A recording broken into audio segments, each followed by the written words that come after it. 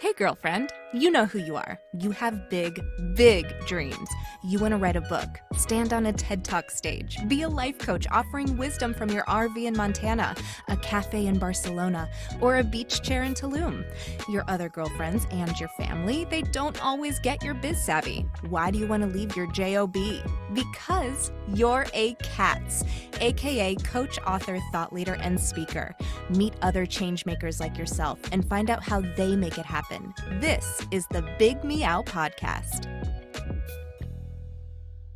Welcome to the Big Meow podcast, brought to you by C.A.T.S Network. I'm your host, Angela Howard.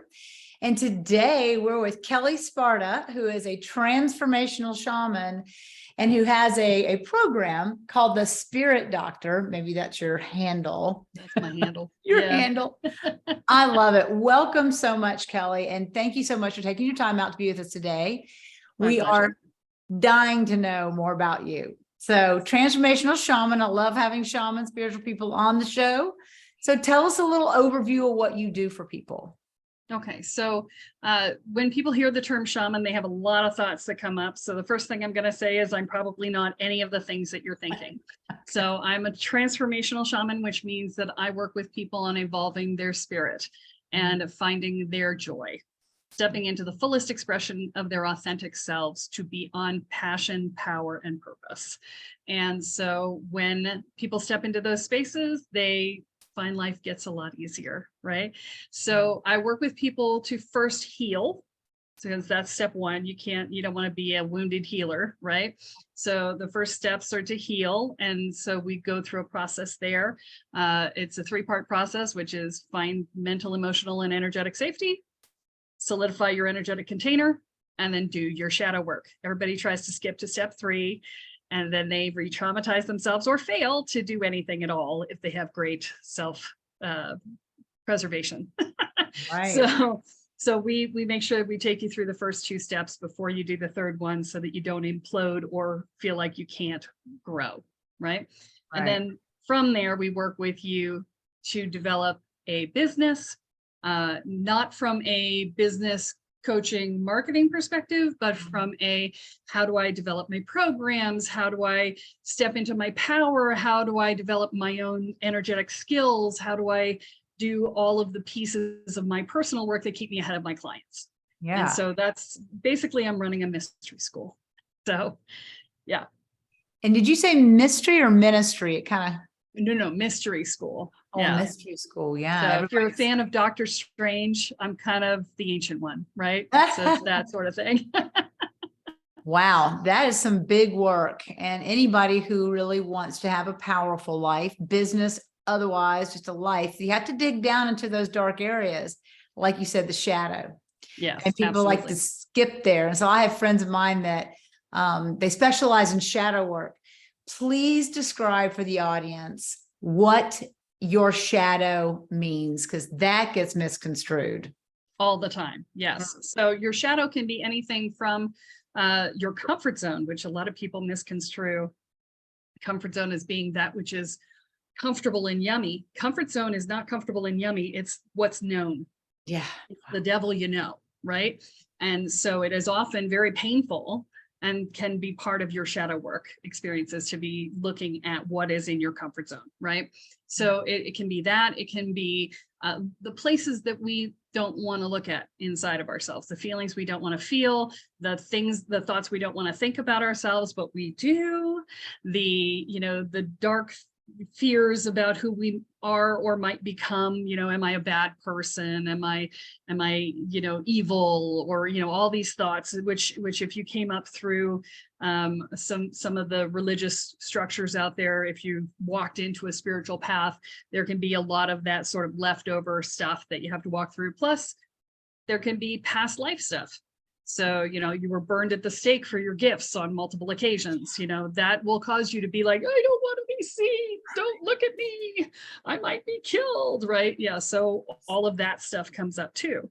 So, and then there's familial line stuff that might happen. It's like we've got a pattern that comes down through the family line that you make a lot of money, you lose it all, you make a lot of money, you lose it all. You don't want to be running that pattern when you start your business. So, there's lots of different ways that shadow work can show up. But the key is to be able to have the tools you need to work your way through them. And let me be clear, you're never done. Yeah, okay? If you're unfortunately. still on the planet, you're not done, right? I had somebody ask me at a speaking engagement the other day. They said, how do I not be a wounded healer?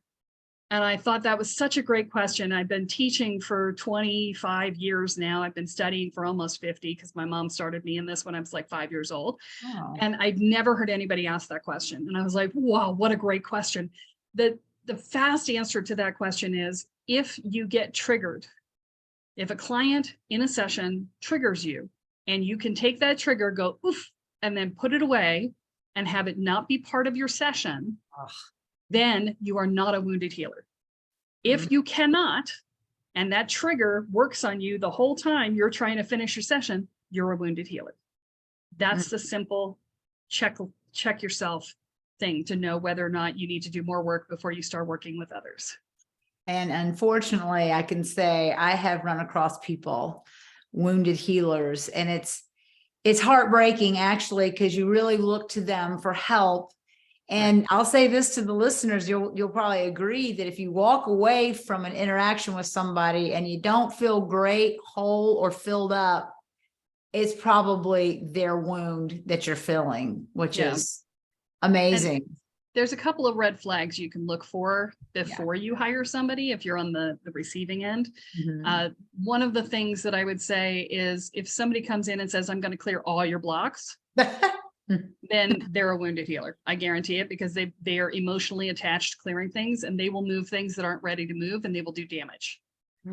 Okay, so that's probably the biggest red flag. I know we've got a short period of time, so I don't want to go too deep, but I do have an entire episode of this on my podcast. So if it's something you're looking for, it's on my podcast. Yeah. So I'm going to ask you when we're closing up about how we find you, but just real quick, how can you inspire somebody? The kind of work you do is deep, it's hard, it's painful. The other side is amazing, but you don't know when you're in the middle of the pain, how much better if you just go through it. Please inspire us. Give us those words of inspiration that will get somebody up to the electric fence and then pass through it. Yeah. So it's not actually about inspiration, because inspiration isn't going to motivate people. It'll motivate them in the short term, but not in the long term. And this is a long-term process, right? So it's about, there's a process in psychology called the crystallization of discontent. And that is the key to getting people to do a long-term heavy change process, because you have to get them very clear. We tolerate where we are because we look at it in very small chunks. Today I'm uncomfortable about this. Tomorrow I'm uncomfortable about that. The next day I'm uncomfortable about something else. We never look at it all at once. And so the key is to get people to look at it all at once, to say, here is everything. And wow, I am in a lot of pain, because we don't pay attention to our pain. We're used to ignoring it. We're used to pushing it down. We're used to not acknowledging it. And so you have to bring it all up so that they look at it full on with no wiggle room. And it's like, okay, here's the thing. Now, for credibility purposes, the best way to do that is to name it for them. If you know exactly what they're going through because you have a specific psychographic that you're working with, and you know exactly what their issues are, if you can name those issues for them and say, you're doing this and you're doing that and you're doing that. So like for my people, I would say, you're a perfectionist and a control freak, and you're never good enough, and you're overachieving and under self-care, if at all. You're last on your own priority list, and you never, ever, ever get anything just for you. It's always for somebody else. And you pride yourself on being the best person for other people, but you do absolutely nothing to take care of yourself unless forced. Those are my people. If I can speak that to you and you go, crap, you're saying everything to me that nobody's supposed to know, right? When you can say that, you've got a heart as big as the moon, but you're also always empty. And so you're crabby and cranky. And sometimes you snap at people and do damage, and then you feel really bad about it, right?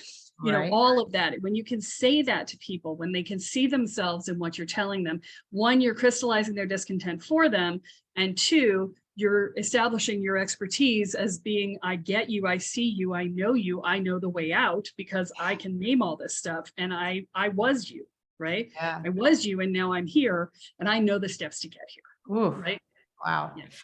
Wow. So in the middle of all that, I wrote your name down. I'm like, I got to got back in touch with her. Not so much for me, thank goodness, but boy, do I have people in my life that are exactly like that. So Yeah.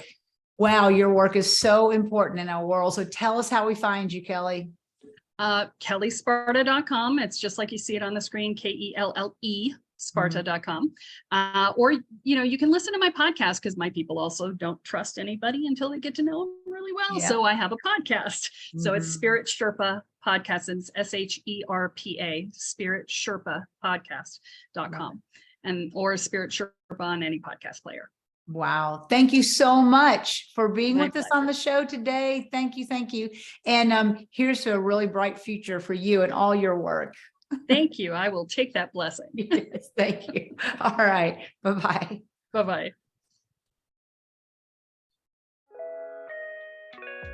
Thanks for listening to the Big Meow podcast, sponsored by C.A.T.S Network. If you liked what you heard, please take a moment to subscribe and share this podcast with your friends. You can also join our network filled with positivity and possibility. Visit www.catsnetworking.com to join us and learn more, together with your magical, motivated, and mystical new friends at C.A.T.S Network. Let's transform 1 million lives with your message.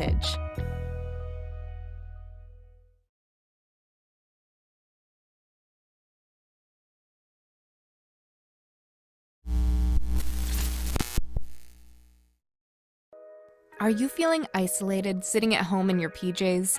Or perhaps you're tired of the comfy sweatpants with holes in them that are hidden just below the camera? I mean, you could puke at the thought of another day of Zoom meetings and reporting to your BOSS. Do you want freedom from your home office desk or the office cubicle? Do you want freedom from your current career? Or are you frustrated that your online biz dreams are going nowhere? It's all too overwhelming. Where do you start? All the tech, the choices, and your message.